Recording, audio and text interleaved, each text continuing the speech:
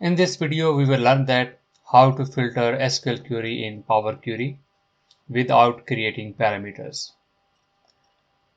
I have written this article on learndux.com and we will try to implement the same steps what I have written here. So for this, let's go to the Excel and go to the data, new query, the SQL Server, and I need to copy my SQL Server. This is the server name.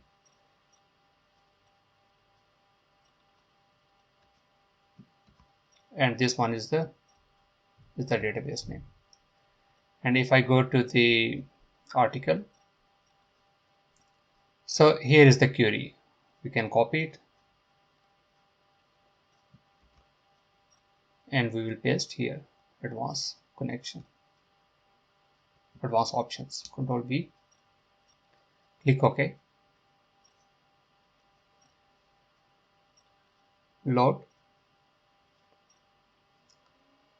So here you can see a couple of columns, start date and end date. So we need to filter these dates, the start date and end date. For this, we will create one table here. The name is start date and date, the second column. So the first date would be 07 month, 01 date, and 2003. And the end date would be 01/01/2006. We need to convert it into a table. So select these values and click the insert and table.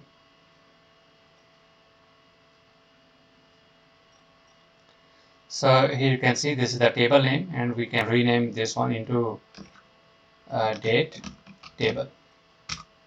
This is our date table. So now we need to import this table into the model.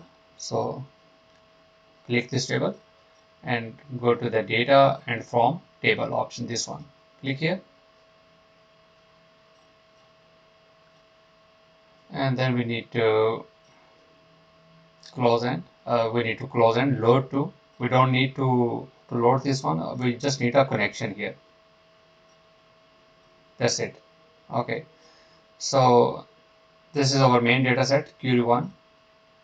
Click edit and we need to go to the advanced editor here. Let's go back to the article and we need to copy this code.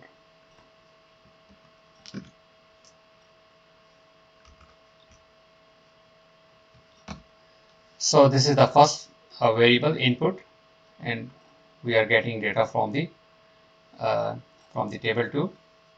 So instead of table 2 we have renamed this one into date table. And okay, so and this is the S date, this is the start date, and converting this value into text. And here you can see input 0 and here again say input data 0 because both are on the same line. So click done.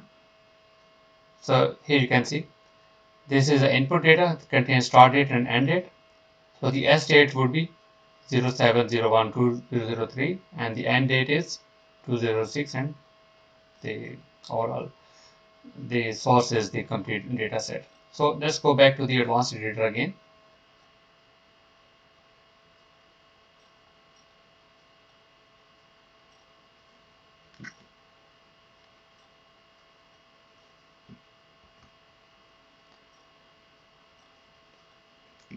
We need to change the name of the table here. It's a date table, this one. So done. Run it. Continue. Ignore privacy. Save. And at least the query is now able to run. So click close. We are not getting any data here, so we need to change the parameters. So we can change the end date to, for example, 2008, and then we need to refresh.